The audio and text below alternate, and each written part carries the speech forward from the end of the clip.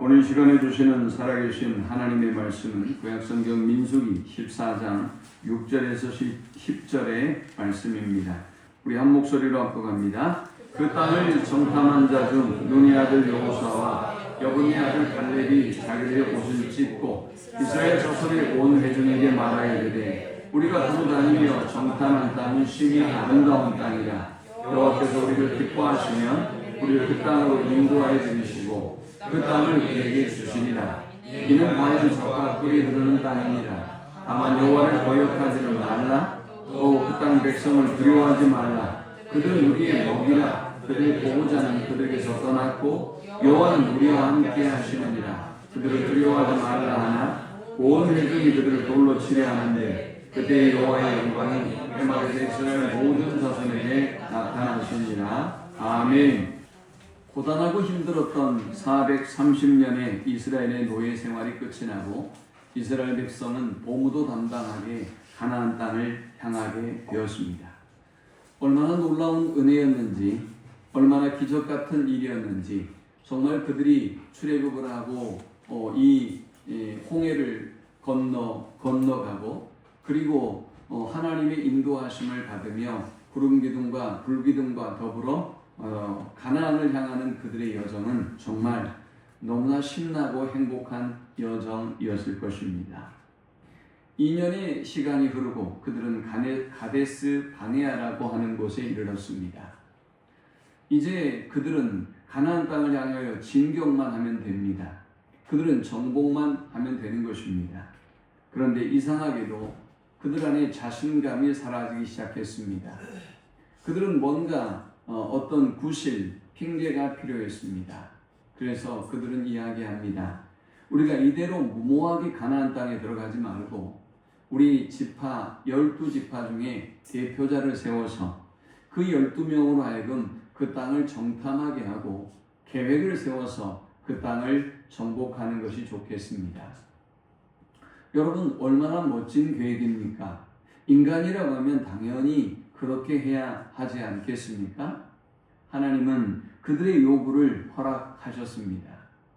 하나님이 그 정탐꾼을 파병하는 일이 과연 어떤 결론에 도달할지를 모르셨을까요? 하나님은 이미 알고 계셨지만 그들의 변명을, 그들의 구실을 그대로 허용하셨습니다. 여러분도 그럴 때가 있죠. 자녀들이 여러분에게 무모한 요구를 할 때 그 결론이 어떻게 날지 빤히 알면서도 여러분이 허용할 때가 있습니다. 하나님은 12 정탐꾼을 파송하는 일을 허용하시고 허락하셨습니다. 12명의 정탐꾼은 40일 동안 가나안을 샅샅이 뒤지며 조사했습니다. 그 땅이 어떠한 땅인지, 그 땅의 거민은 강한지 약한지, 그리고 그 땅에서 무엇이 나는지, 토지는 비옥한지, 그들은 40일 동안 샅샅이 그곳을 살피고 돌아왔습니다. 그리고 그들은 이스라엘 백성들에게 40일 동안 정탐한 그 땅에 대한 보고를 하기 시작했습니다. 10명의 정탐꾼이 먼저 그 땅에 대한 보고를 했습니다. 그 땅은 아름다운 땅이었습니다. 젖과 꿀이 흐르는 아름다운 땅이었습니다. 그러나 13장 28절에 그러나 그 땅 거주민은 강했습니다. 성읍은 견고했고 쉼이 컸습니다. 우리는 그 땅을 정복하지 못할 것입니다. 그 땅은 그 거주민들을 삼킬 것입니다. 이 말은 그 땅은 좋지 않아서 우리도 삼킬 것입니다 라는 보고였습니다. 그리고 그곳에 거주하는 족속들을 바라보건대 우리는 메뚜기처럼 왜소한 사람들입니다. 그러니 우리는 그 땅을 정복하지 못할 것입니다 라고 고백했습니다. 결국 이스라엘 백성들의 이 부정적인 보고는 이스라엘 전체를 온통 원망과 그리고 울음, 통곡의 바다로 만들어 버렸습니다. 14장 1절에 온 회중이 소리를 높여 부르짖으며 백성이 밤새도록 통곡하였다 했습니다. 또 그들은 14장 2절에 지도자 모세와 아론을 원망했습니다. 우리가 차라리 애굽 땅에서 죽는 것이 나았을 것입니다. 차라리 이 광야에서 죽었으면 좋았을 것입니다. 라고 원망했습니다. 이들의 두려움은, 이들의 원망은 여기서 끝나지 않았습니다. 그 원망과 불평은 하나님을 향하게 되었습니다. 3절에 어찌하여 여호와가 우리를 그 땅으로 인도하여 칼에 쓰러지게 하려 하는가? 우리 처자가 사로잡히리니 애굽으로 돌아가는 것이 낫지 아니하랴라고 원망하고 하나님을 거스리고 불평했습니다. 그들의 원망과 불평과 통곡은 여기에서 끝나지 않았습니다. 14장 4절에 그들은 모세와 아론을 대신해서 새로운 지도자를, 지휘관을 세우고 애굽으로 돌아갈 계획을 세웠습니다. 모세와 아론은 이 분노한 회중 앞에서 아무것도 할 수 없었습니다. 240만 명의 무리가 모세와 아론을 손가락질하고 그리고 원망하고 통각하고 불신할 때 그들이 도대체 무엇을 할 수 있었겠습니까? 그들은 땅에 엎드렸습니다. 14장 5절에 모세와 아론이 이스라엘 자손의 온 회중 앞에서 엎드린지라 했습니다. 여러분, 우리가 아무것도 할 수 없을 때, 우리가 벽과 같은 어떤 문제에 부딪혔을 때, 우리가 할 수 있는 것이 아무것도 없을 때 우리가 무엇을 해야 하는지 모세와 아론은 우리에게 보여주고 있습니다. 그들은 회중 앞에서 엎드렸지만 또한 하나님 앞에서 엎드렸습니다. 그런데 그때 하나님이 일하기 시작했습니다. 12명의 정탐꾼 중에 남아있는 2명의 정탐꾼 여호수아와 갈렙이 분연히 그 모습을 바라보며 자신들의 의견을 피력하기 시작했습니다. 그들은 지금 목숨을 걸고 자신들이 바라본 그 땅에 대한 의견을 내어놓는 것입니다. 그 땅은 심히 아름다운 땅이었습니다. 만일 여호와께서 우리를 기뻐하시고 우리를 위하여 싸우신다면 여호와께서 우리를 그 땅으로 인도하여 들이실 것입니다. 그 땅은 우리의 땅이 될 것이고 우리가 두려워하는 그 거주민들은 우리의 먹이, 우리의 밥에 지나지 않게 될 것입니다. 여호와가 우리와 함께 하십니다. 라고 선포했습니다. 회중의 분노와 원망은 수그러들지 않았습니다. 그들은 그들을 돌로 치려 했습니다. 여기에 그들은 여호수아와 갈렙과 모세와 아론을 포함한 그들입니다. 그런데 이 위기는 모세와 아론 그리고 여호수아와 갈렙을 위기에 빠뜨렸던 이 위기는 다시 하나님으로 일하게 했습니다. 그 모든 무리들 가운데 하나님의 영광이 임했습니다. 그리고 하나님이 분노하시고 그들을 심판하시겠다고 말씀하셨습니다. 너희가 하는 그 원망과 불평은 나를 멸시하는 것이다 라고 말씀하셨습니다. 너희가 하는 그 원망과 불평은 그냥 원망과 불평이 아니라 그저 해도 되는 생각과 말이 아니라 나를 반역한 것이다 라고 말씀하셨습니다. 내가 어느 때까지 너희를 향하여 참아야 되느냐 라고 하나님은 탄식하시고 그들 모두를 죽이시겠다고 선언하셨습니다. 모세는 이제 이 하나님의 분노 앞에 엎드려 기도하기 시작합니다. 하나님, 이 백성을 불쌍히 여겨주십시오.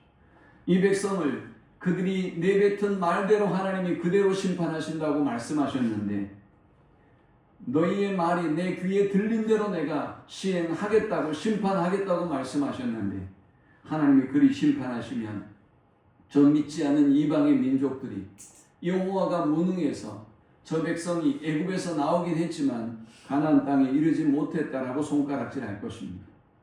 하나님은 인자와 긍휼이 풍성하시니 이렇게 원망하고 불평했던 저를 돌로 치려하고 그리고 하나님을 거역했던 이 백성을 불쌍히 여겨 주십시오 라고 하나님 앞에 기도합니다.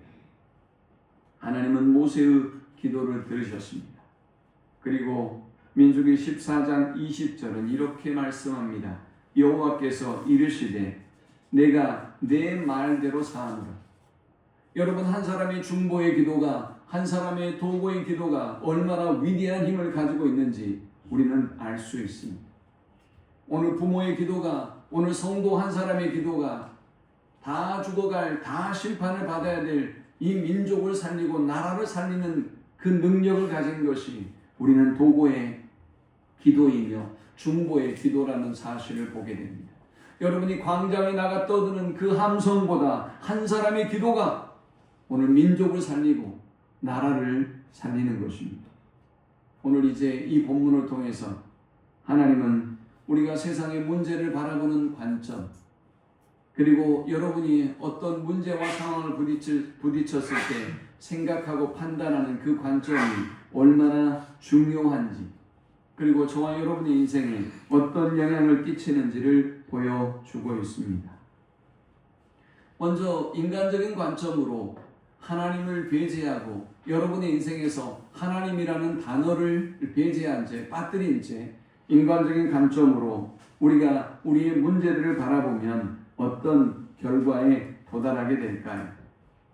민수기 13장 31절에서 33절은 그들의 관점을 잘 보여주고 있습니다. 아니 어쩌면 이것은 우리 스스로 똑똑하고 합리적이라고 여기는 우리들 스스로의 관점을 잘 보여주고 있는지도 모릅니다. 31절에 그와 함께 27절에 모세에게 말하 이르되 당신이 우리를 보낸 땅에 간즉 과연 그 땅에 젖과 꿀이 흐르는데 그것은 그 땅의 과일이니이다. 그러나 그 땅 거주민은 강하고 성읍은 견고하고 쉼이 클 뿐 아니라 거기서 아낙 자손을 보았으며 했습니다. 그리고 31절 32절에는 그와 함께 올라갔던 사람들은 이제 부정적인 보고를 했던 사람들이죠. 이르되 우리는 능히 올라가서 그 백성을 치지 못하리라. 그들은 우리보다 강하니라 하고 이스라엘 자손 앞에서 그 정탐한 땅을 악평하 이르되 우리가 두루 다니며 정탐한 땅은 그 거주민을 삼키는 땅이요 거기서 본 모든 백성은 신장이 장대한 자들이며 거기서 네피림 후손인 아낙 자손의 거인들을 보았나니 우리는 스스로 보기에도 메뚜기 같으니 그들이 보기에도 그와 같았을 것이니라 했습니다. 10명의 정탐꾼의 보고를 보면 우리가 그들을 치지 못한다라고 말하고 있습니다. 이상합니다. 그들은 우리보다 강하다라고 말하고 있습니다. 그들은 지금 싸워보질 않았습니다. 사실 우리가 초등학교 시절에 우리가 진다고 생각했던 모든 친구들과 우리는 싸워본 적이 없습니다. 싸워보셨습니까? 우리는 스스로 졌다고 생각하는 것입니다. 나하고 싸우는 친구 중에 나보다 더 강한 친구를 그 친구가 이겼으니 나도 질 것이 뻔하다고 생각하는 것이죠. 초등학교 시절의 모든 서열은 그렇게 정해졌습니다. 여러분이 스스로 결정한 것입니다. 우리는 싸워본 적이 없습니다. 스스로 메뚜기라고 생각했던 것입니다. 그들은 싸워보지도 않고 우리는 그들을 치지 못한다라고 말했습니다. 또 우리는 스스로 보기에도 메뚜기 같다 했습니다. 글쎄요, 가나안의 7 족속이 이스라엘 백성을 메뚜기로 보았을까요? 전혀 그렇지 않았어요. 그들 스스로 생각한 것입니다. 그들 스스로 우리가 메뚜기라고 생각하고 판단한 것입니다. 33절에 우리는 스스로 보기에도 메뚜기 같으니 했습니다. 여러분, 이스라엘 백성이 출애굽을 하고 가나안 땅을 향하여 행군하여 올 때 이방의 모든 민족이 두려움에 떨었다는 사실을 우리가 알고 있지 않습니까? 그래서 이방의 술사를 불러서 저 여호와와 함께하는 이스라엘 민족을 저주해달라고 부탁했다는 사실을 우리가 너무나 잘 알고 있지 않습니까? 그런데 그들은 싸워보지도 않고 가나안 족속들을 바라보며 우리는 스스로 그들 앞에 메뚜기 같다라고 생각했습니다. 그들 안에 패배의식이, 그들 안에 메뚜기 의식이 자신을 그렇게 작고 초라하게 보게 만들었던 것입니다. 오늘 사랑하는 여러분, 오늘 어쩌면 여러분의 모습이 바로 그런 모습이 아닐까라는 생각이 듭니다. 우리가 살고 있는 지역, 여러분의 학력, 여러분의 재산, 지금 여러분이 이루어 놓은 성취와 업적들, 이 모든 것들을 바라보건대 우리는 저 세상 사람들 앞에서 너무나 초라한 사람들이 아닌가라는 그런 그릇된 메뚜기 의식을 오늘 여러분이 가지고 있지는 않는지 여러분 자신을 돌아보십시오. 하나님을 배제한 관점을 가진 사람들의 세 번째 관점은 그 땅이 거주민을 삼킬 땅이다 라는 것입니다. 과연 그럴까요? 상황이 이렇게 되기 전에는 그들이 그 땅에 대해서 그렇게 보고하지 않았어요. 27절에 보니까 모세에게 말하 이르되 당신이 우리를 보낸 땅이 간즉 과연 그 땅은 젖과 꿀이 흘렀습니다. 그 땅의 과일입니다 라고 풍성한 과일을 모세 앞에 내어놓았어요. 그런데 어느새 순식간에 그들의 생각과 주장은 바뀌었습니다. 그 땅이 우리를 삼킬 거요, 거주민을 삼키고 우리를 삼킬 거요 라고 말했습니다. 사랑하는 여러분, 이스라엘 백성이 어떤 백성입니까? 하나님이 선택한 성민입니다. 저와 여러분이 어떤 백성입니까? 여러분 스스로 그렇게 메뚜기로 작게 여길 만한 백성이 아니에요. 남들 보기 그렇게 초라하고 그렇게 연약해 보이는 사람들이 아니란 말입니다. 신명기 7장 6절 7절은 이렇게 말씀합니다. 너는 여호와 내 하나님의 성민이라. 내 하나님 여호와께서 지상 만민 중에서 너를 자기 기업의 백성으로 택하셨나니 여호와께서 너희를 기뻐하시고 너희를 택하심은 너희가 다른 민족보다 수요가 많기 때문이 아니니라. 너희는 오히려 모든 민족 중에 가장 적으니라. 저와 여러분이 많아서 대단해서 뛰어나서 택하신 것이 아니라 하나님이 택했기 때문에 뛰어난 백성이며 구별된 백성이다 라고 말씀하고 있습니다. 레위기 25장 38절에 말씀합니다. 나는 너희의 하나님이 되며 또 가나안 땅을 너희에게 주려고 애굽 땅에서 너희를 인도하여 낸 너희의 하나님 여호와이니라. 사랑하는 여러분, 저와 여러분을 구별하시고 가나안 땅을 주시고 저 출애굽의 영광을, 그 구원의 기쁨과 감격을 경험하게 하신 분이 그 여호와 하나님이 우리의 아버지이심을, 우리의 하나님이심을 믿고 나아가는 우리 모두가 될 수 있기를 축원합니다. 자, 이제 이렇게 분연히 분노하고 있는 이 사람들 앞에서 분연히 일어나서 믿음의 고백을 했던 두 사람의 믿음의 관점을 우리가 발견하게 됩니다. 12명의 정탐꾼은 팩트를 보았습니다. 똑같은 팩트를 보았습니다. 똑같은 현장을 본 것이죠. 여러분, 우리나라의 정치에 무슨 희망이 있다고 생각하세요? 팩트를 몰라서 보수파가 이렇게 주장하고 팩트를 몰라서 진보파가 이렇게 주장한다고 생각하세요? 여러분 아직 철이 없는 거예요. 아직 몰라도 한참 모르는 거예요. 문제는 팩트가 아니라요. 문제는 관점이에요. 해석입니다. 자, 한 가지 한번 화두를 던져볼까요? 만일 지금의 가장 유력한 대선 후보가 법원에서 유죄 판결을 받고 후보가 될 수 없다면 어떻게 될까요? 아마도 보수 측에서는 당연한 일이지, 그 사람은 그렇게 돼야 돼 라고 이야기할 것입니다. 그러면 이 팩트를 진보 측의 사람들은 받아들일까요? 천만의 말씀입니다. 이건 검찰이, 이건 법원이 구실을 만들어서 이 사람을 죽였다라고 생각할 것입니다. 우리 민족이 이 사로잡힌 의식에서 벗어날 수 있을 것이라고 생각합니까? 저는 불가능하다고 생각합니다. 하나님의 은혜가 아니면 불가능합니다. 성도라고 하는 사람들도 하나님의 사람들도 그 정치 이데올로기와 의식 앞에 사로잡혀 있는 한 이 나라 민족은 그 의식의 저주 앞에서 끊임없이 고통의 시간을 보내야 할 것입니다. 똑같은 팩트를 보았습니다. 그런데 10명의 정탐꾼은 부정적인 보고를 했지만 2명의 정탐꾼은 달랐습니다. 14장 7절 9절을 보십시오. 이스라엘 자손의 온 회중에게 말하 이르되 우리가 두루다니며 정탐한 땅은 심히 아름다운 땅이라. 여호와께서 우리를 기뻐하시면 우리를 그 땅으로 인도하여 들으시고 그 땅을 우리에게 주시리라. 이는 과연 젖과 꿀이 흐르는 땅이니라. 다만 여호와를 거역하지는 말라. 또 그 땅 백성을 두려워하지 말라 했습니다. 여호수아의 갈렙은 똑같은 팩트를 바라보았지만 전혀 다른 눈으로 바라보았습니다. 그들은 믿음의 눈으로 바라본 것입니다. 그들은 믿음이 없었던 10명의 정탐꾼이 보지 못했던 하나님을 보고 있습니다. 그들과 함께 하시는 하나님 말입니다. 그들을 보호하시는 하나님 말입니다. 그들의 모든 삶을 인도해 주셨던 하나님을 보고 있습니다. 로마서 4장 17절 18절에 이렇게 말씀합니다. 기록된 바 내가 너를 많은 민족의 조상으로 세웠다 하신 것 같으니 그가 믿은 바 하나님은 죽은 자를 살리시며 없는 것을 있는 것으로 부르시는 이시니라.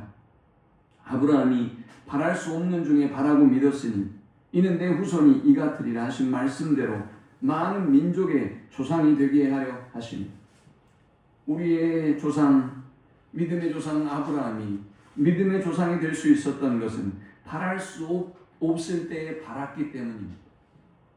사랑하는 여러분, 이것이 믿음입니다. 바랄 수 없을 때 바라는 것 말입니다. 소망이 없을 때 소망을 품는 것이 믿음입니다. 죽었다고 생각되어질 때 다시 살 것이라고 믿는 것, 그것이 믿음이며 그것이 기독교의 출발입니다. 사무엘상 17장 45절을 보십시오. 다윗이 블레셋 사람에게 이르되 너는 칼과 창과 단창으로 내게 나아오니와 나는 만군의 여호와 이름 곧 내가 모욕하는 이스라엘의 군대의 하나님의 이름으로 내게 나아가노라 했습니다. 믿음의 관점으로 세상을 바라보고 믿음의 관점으로 골리앗을 바라봤던 다윗이 만만해 보였습니다. 세상이 만만해 보였습니다. 세상의 업적과 성취와 키와 무장의 유머와 관계없이 그에게는 만군의 여호와가 함께 계셨기 때문입니다.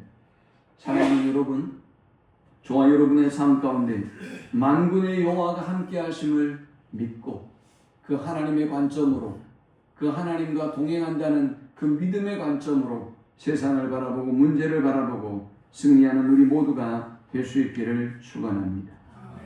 세상의 사람들이 돌로 저와 여러분을 칠지라도 우리는 믿음의 관점을 포기하지 말아야 합니다.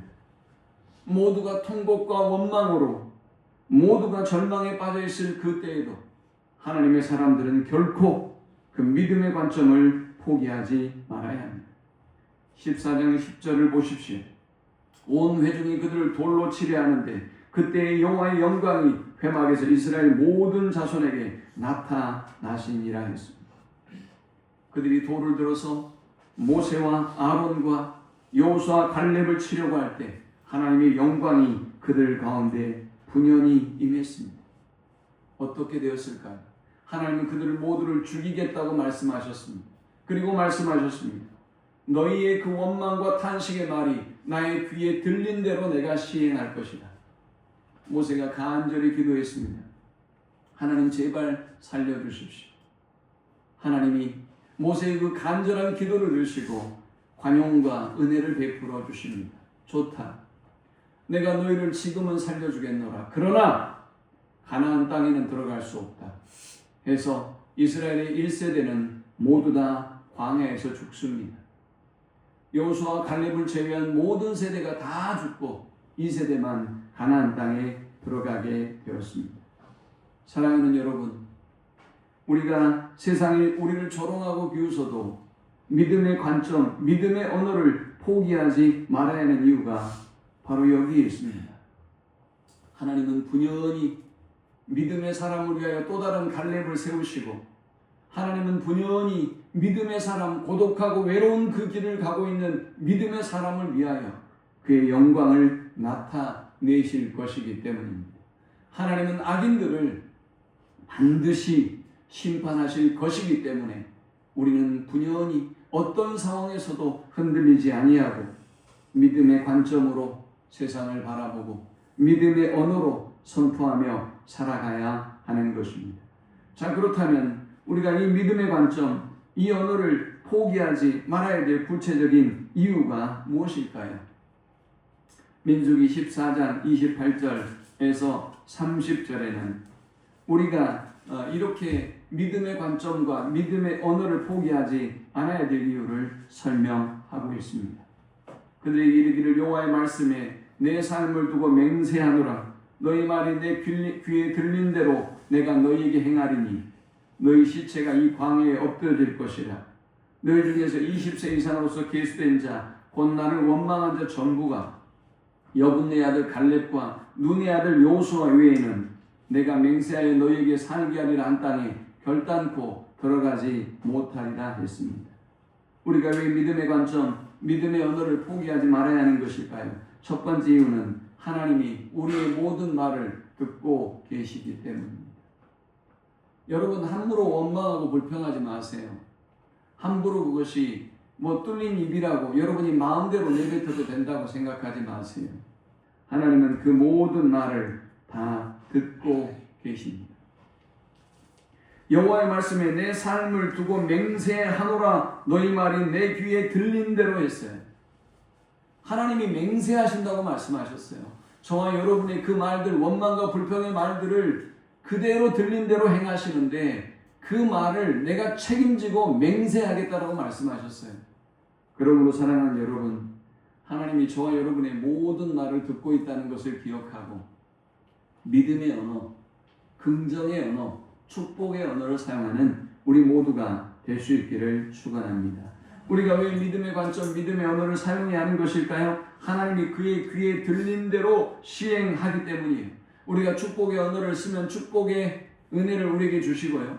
우리가 원망과 불평을 하면 하나님은 그 원망과 불평대로 우리에게 시행하시기 때문입니다. 그러므로 사랑하는 여러분, 어떤 상황에서도 부정적인 생각과 부정적인 언어를 버려야 돼요. 에베소서 3장 20절, 21절에 보면 하나님은 우리가 생각하는 것보다 더욱더 넘치도록 응답하신다 그랬어요. 우리가 간구하는 것보다 하나님은 더욱더 넘치도록 응답해 주신다고 말씀하셨습니다. 그러므로 여러분, 우리가 믿음의 생각을 가져야 돼요. 아무리 힘들고 어려운 상황에도 우리가 믿음의 생각과 믿음의 언어를 가져야 할 이유가 바로 여기에 있는 것입니다. 우리가 왜 믿음의 언어와 믿음의 관점을 가져야 하는 것일까요? 세 번째 이유는 하나님은 이 원망과 불평이 하나님을 반역하는 죄이며 하나님을 멸시하는 죄다라고 말씀하고 있기 때문입니다. 민수기 14장 22절 23절에 내 영광과 애국과 광야에서 행한 내 이적을 보고도 이같이 10번이나 나를 시험하고 내 목소리를 청종하지 아니한 그 사람들은 내가 그들의 조상들에게 맹세한 땅을 결단코 보지 못할 것이요 또 나를 멸시하는 사람은 한 사람도 그것을 보지 못하리라. 여러분의 원망과 불평이 하나님을 멸시하는 거예요. 그냥 해도 된다고 생각하시면 안 돼요. 또요, 14장 36절에서는 모세의 보냄을 받고 땅을 정탐하고 들어와서 그 땅을 악평하여 온 회중이 모세를 원망하게 한 사람, 곧 그 땅에 대하여 악평한 자들은 여호와 앞에서 재앙으로 죽었고 그 땅을 정탐하러 갔던 사람들 중에 오직 눈의 아들 여호사와 여분의 아들 갈렙은 생존하니라 했어요. 하나님은 악평하고 원망한 사람들을 심판하시고 죽이셨어요. 그러므로 여러분, 하나님의 은혜 앞에 또 하나님의 역사 앞에 어떤 상황, 어떤 조건에서도 우리가 함부로 원망하거나 불평해서는 안 되는 것입니다. 자, 그렇다면 우리가 이 믿음의 관점을, 우리가 이 믿음의 언어를 어떻게 지키고 승리하는 삶을 살 수 있을까요? 어떻게 이 믿음의 관점을 지키고 믿음의 언어를 가지고 약속의 땅에 도달할 수 있을까요? 첫 번째는 하나님의 약속을 믿는 믿음으로 충만해야 합니다. 여러분, 여호수아와 갈렙이 한 얘기를 가만히 자세히 들여다보세요. 다른 얘기를 한 게 아니에요. 그들의 삶 속에는 여호와가 계실 뿐이에요. 저 10명의 정탐꾼하고 다른 차이점은 여호와가 계시다는 거예요. 그래서 이렇게 고백하죠. 여호와께서 우리를 기뻐하시면 우리를 그 땅으로 인도하여 들이시고 그 땅을 우리에게 주시리라. 그 땅에 들어갈 수 있느냐 없느냐의 문제는 여호와가 우리를 기뻐하시느냐 기뻐하지 않느냐에 달려있다는 거예요. 여호와에게 달려있는 거예요. 저와 여러분에게 달려있는 게 아니에요. 가나안의 족속들에게 달려있는 것도 아니고 오늘 이스라엘 민족에게 달려있는 것도 아니에요. 근데 하나님 뭐라고 말씀하셨죠? 이 땅을 주시겠다고 약속하셨잖아요. 이 땅을 주시겠다고 약속했으면 우리가 목숨을 걸고 믿지 아니할 이유가 도대체 무엇입니까? 오늘 하나님이 저와 여러분의 약속하신 그 약속을 반드시 성취할 것을 믿고 어떤 상황에도 약속을 믿는 믿음으로 충만한 사람들이 되어서 반드시 하나님의 축복을 받아 누리는 우리 모두가 될 수 있기를 축원합니다. 히브리서에 하나님 우리에게 말씀하셨어요. 내가 반드시 너를 복주고 복주며 했어요. 반드시 복을 주시겠다고 말씀하셨어요. 그러므로 의심할 이유가 없지 않습니까? 하나님이 반드시 복을 준다고 했다니까요. 반드시. 그런데 왜 우리가 의심합니까? 하나님께서 저와 여러분의 인생에 반드시 복을 주실 줄 믿습니다. 우리가 그 믿음을 갖고 그 약속을 바라보며 나아가야 하는 것입니다.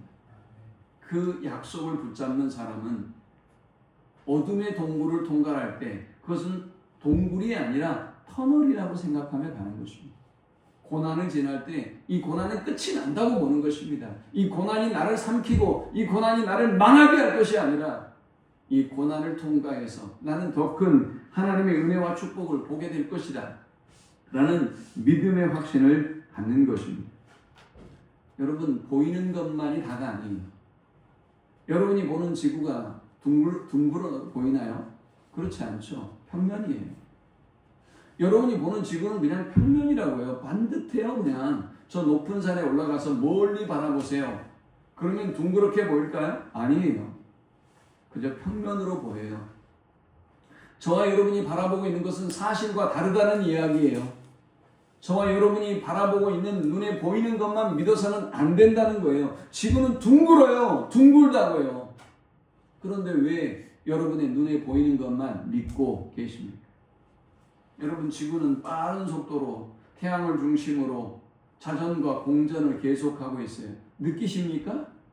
여러분 지금 경험하고 계세요? 우리는 그렇게 생각하지 않아요. 제가 얼마 전 대마도를 갔다 왔는데요. 제가 멀미가 굉장히 심한 사람이지 않습니까? 지난주 내내 흔들렸어요. 온 지구가 흔들리는 것 같더라고요. 근데 여러분 못 느끼고 살아가지 않습니까? 이렇게 멀미 심한 저도 못 느끼고 살아가고 있다고요. 근데 여러분이 못 느껴도 경험하지 못해도 지구는 자전과 공전을 계속하고 있어요. 그러므로 저와 여러분의 경험을 믿어서는 안 되는 것입니다. 사랑하는 여러분, 여러분의 경험을 믿지 말고 여러분이 보는 것을 믿지 말고 하나님의 약속을 믿고 나아가는 우리 모두가 될 수 있기를 축원합니다. 두 번째, 어떻게 우리가 이 믿음의 관점과 언어를 지키고 승리할 수 있을까요? 두 번째는 하나님이 함께 하시면 반드시 승리한다는 확신을 가져야 합니다. 하나님이 함께 하시면 이것이 여호수아 갈렙이 긍정적인 보고를 할 수 있었던 근거였습니다. 로마서 8장 31절은 말씀합니다. 그런즉 이 일에 대하여 우리가 무슨 말하리요? 만일 하나님이 우리를 위하시면 누가 우리를 대적하리요?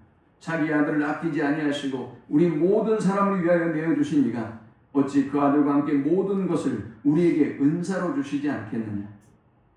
누가 능히 하나님의 택하신 자들을 송사하리요? 의롭다 하신 이는 하나님이시니 누가 정죄하리요?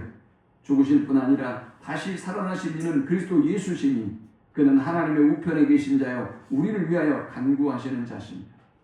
누가 우리를 그리스도의 사랑에서 끊으리요? 환난이나 곤고나 핍박이나 기근이나 적신이나 위험이나 칼이냐? 기록된 바 우리가 종일 주를 위하여 죽임을 당케 되며 도살할 양같이 여김을 받았나이다 함과 같으니이다.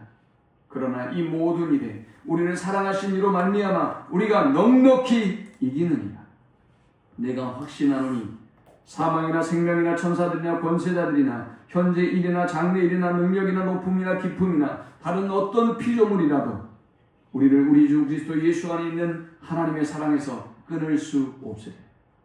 사랑하는 여러분, 하나님이 우리를 위하시면, 하나님이 우리와 함께 하시면 반드시 우리는 승리하는 것입니다. 그들이 기골이 장대하고 2m 70이나 되는 골리앗과 같은 기골이 장대한 사람이라 할지라도 하나님이 우리와 함께 하시면 그 어떤 문제와 고난도 능히 이겨낼 수 있는 것입니다. 지금 환난과 어려움이 오늘 여러분을 힘들게 하고 어렵게 만들어도 이 모든 것이 꿈을 이루는 하나의 과정임을 알고 그 과정을 즐길 줄 아는 믿음의 권속들이 되시기를 축원합니다. 마지막 세 번째, 우리가 이 믿음의 언어와 생각을 지키려면 어떻게 해야 될까요? 하나님의 능력과 하나님이 함께 하심을 믿음으로 충만해야 합니다. 여호수아와 갈렙은 하나님의 능력을 믿었습니다. 하나님이 함께 하시면 기골이 장대한 그들이라 할지라도 반드시 승리할 걸 믿었던 것입니다. 사무엘하 22장 7절에는 내가 환난 중에 여호와께 아뢰며 나의 하나님께 아뢰었더니 저가 그 전에서 내 소리를 들으시며 나의 부르짖음이 그 귀에 들렸도다 했습니다. 사랑하는 여러분, 우리가 환난을 당하고 어려움을 당하면 우리가 하나님 앞에 부르짖으면 되는 것입니다. 그러면 하나님이 들으십니다. 그리고 그 모든 상황과 어려움에서 우리를 반드시 건지시고 구원해 주시는 것입니다. 사무엘하 22장 29절 30절도 말씀합니다. 여호와여, 주는 나의 등불이시니 여호와께서 나의 흑암을 밝히시리이다. 내가 주를 의리하고 적군에 달리며 내 하나님을 의지하고 성벽을 뛰어넘나이다. 어떻게 성벽을 뛰어넘어요? 하나님을 의지하고 성벽을 뛰어넘는 것입니다. 어떻게 우리가 그 모든 어려움과 고난을 이겨낼 수 있다고요? 주를 의뢰하고 주를 의지하고 신뢰하고 적군 속을 달려가면 하나님이 보호해주시고 우리에게 승리를 주신다는 것입니다. 아무리 어렵고 힘들어도 하나님이 비추어 인도할 것이기 때문에 우리는 그 고난과 어려움을 두려워할 필요가 없다라는 것입니다. 예레미야 29장 11절 13절은 말씀합니다. 나 여호와가 말하노라. 너희를 향한 나의 생각은 내가 하나니 재앙이 아니라 곧 평안이요 너희 장래에 소망을 주려 하는 생각이라. 너희는 내게 부르짖으며 와서 내게 기도하면 내가 너희를 들을 것이요 너희가 전심으로 나를 찾고 찾으면 나를 만나리라 라고 약속하셨습니다. 인생이 힘들고 고단할 때 하나님의 능력에 대한 믿음의 확신을 가지십시오. 여러분이 인생의 처참한 고난 가운데 있다면 이 고난의 자리에도 나와 하나님이 함께하고 있다는 사실을 놓치지 마십시오. 사랑하는 여러분, 지금 여러분의 삶 속에 힘들고 어려운 문제가 있습니까? 그렇다면 지금까지 우리와 함께 하시고 우리를 보호하시고 인도해 주셨던 하나님의 손길을 기억하십시오. 그리고 믿음의 눈으로 세상을 바라보십시오. 믿음의 눈으로 여러분을 그토록 힘들게 만드는 그 문제와 사람들을 바라보십시오. 주님이 나와 함께 하심을 믿으십시오. 하나님이 친히 그 모든 상황을 바꾸시고 문제를 해결해 주시고 승리를 주실 것을 믿으십시오. 우리와 함께 하시는 주님의 능력으로 지금 힘들고 어려운 문제를 직면해 있을지라도 반드시 승리를 주실 것을 믿고 확신하는 우리 모든 성도들이 되시기를 축원합니다.